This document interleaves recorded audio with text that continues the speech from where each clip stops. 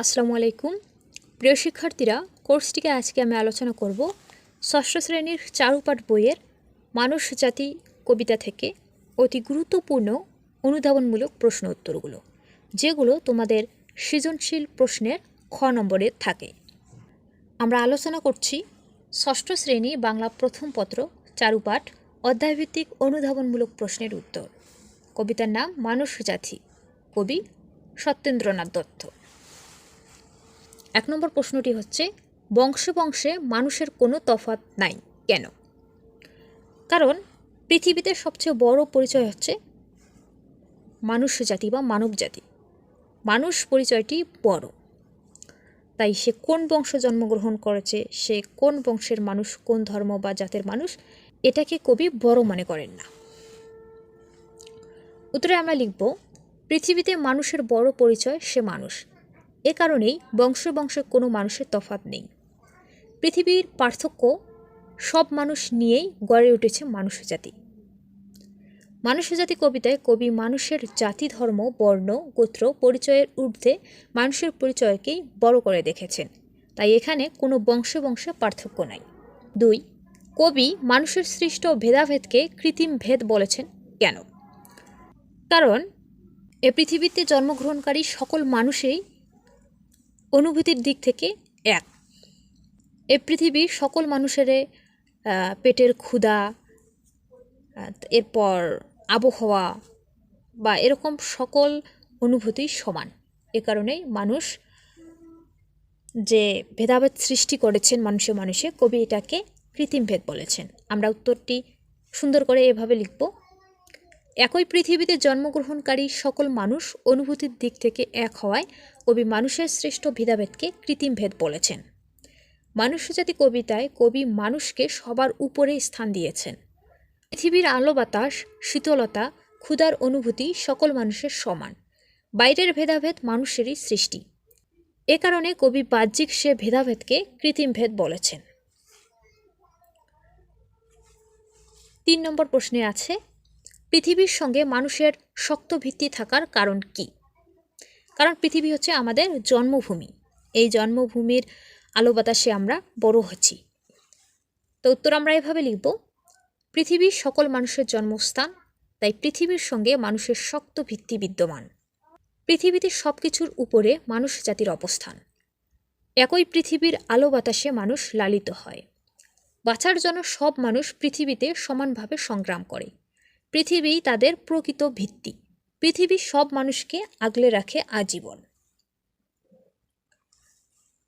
4 নম্বর প্রশ্নে বলা আছে, বাঁচিবার তরে সমান বুঝি, এ কথাটি দ্বারা কি বোঝানো হয়েছে? 4. বাঁচিবার তরে সমান জুঝি, এ কথাটি দ্বারা কি বোঝানো হয়েছে? উত্তরে লিখব, বাঁচিবার তরে সমান জুঝি, এ কথাটি দ্বারা সব মানুষের একই রকম বেঁচে থাকার সংগ্রামের কথা বোঝানো হয়েছে। এ পৃথিবীর সব মানুষের আবাসস্থল। এ পৃথিবীতে নানা বর্ণের মানুষ পাশাপাশি অবস্থান করে। প্রাকৃতিক প্রতিকূলতার বিরুদ্ধে বেঁচে থাকার জন্য মানুষের সংগ্রাম সামগ্রিক।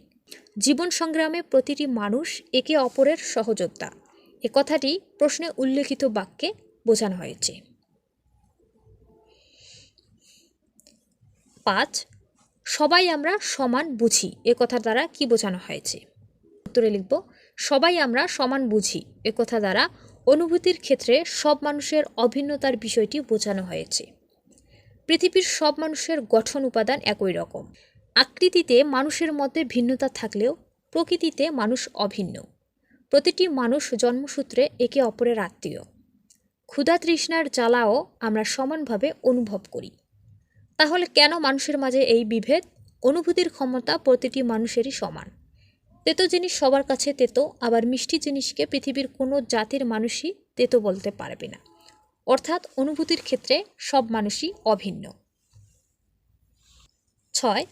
ভেতরে সবাই সমান রাঙ্গা, পঙ্গক্তিটি দ্বারা কোন ভাব প্রকাশ পেয়েছে ব্যাখ্যা করো। উত্তরে লিখব, ভেতরে সবাই সমান রাঙ্গা। পঙ্গক্তিটির দ্বারা বোঝানো হয়েছে যে পৃথিবীর সব মানুষের শরীরের ভিতরে এক রং তথা এক রঙের রক্ত প্রবাহিত। আমাদের কারো শরীর কালো, কারো শরীর সাদা, আমরা সুন্দর আর অসুন্দরের পার্থক্য করি, কিন্তু আমাদের সবার রক্ত সমান রাঙা। এতে কোনো তারতম্য নেই। মূলত এর দ্বারা মানুষের বর্ণ বৈষম্য দূর করা হয়েছে। 6, বামুন, শুভ্র, বৃহৎ, ক্ষুদ্র এসবের মধ্যে ভেদ নেই কেন? উত্তরে লিখব, ভিতরের সবারই সমান রাস্তা বলে বামুন, শুভ্র, বৃহৎ, ক্ষুদ্র এসবের মাঝে কোনো ভেদাভেদ নেই।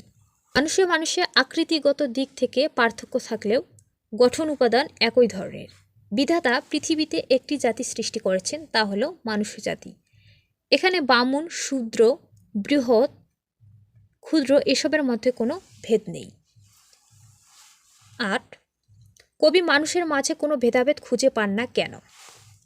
এর উত্তরে লিখব, কবির ছিল জাতি, ধর্ম, বর্ণ নির্বিশেষে মানুষের প্রতি সংবেদনশীল ও সমমর্যাদার মনোভাব। এজন্যই তিনি মানুষের মাঝে ভেদাভেদ খুঁজে পান না। আমাদের পৃথিবী সব মানুষের আবাসস্থল। এখানে নানা বর্ণের, ধর্মের মানুষ বাস করে। এসব ভিন্নতা সত্ত্বেও তারা একে অন্যকে বন্ধু ভাবলে এ পৃথিবী আরও সুন্দর হয়ে উঠবে।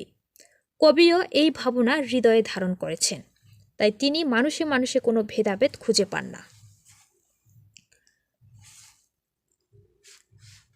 9, দুনিয়া সবারই জনমবেদী একথা দ্বারা কি বোঝানো হয়েছে?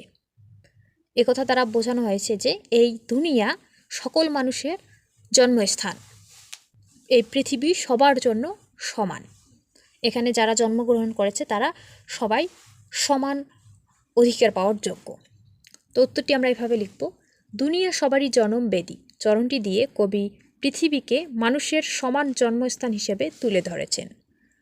এর মাধ্যমে তিনি বলেছেন যে সকল মানুষ পৃথিবীতে সমানভাবে জন্মগ্রহণ করে এবং পৃথিবী তাদের একমাত্র অভিন্ন জন্মভূমি।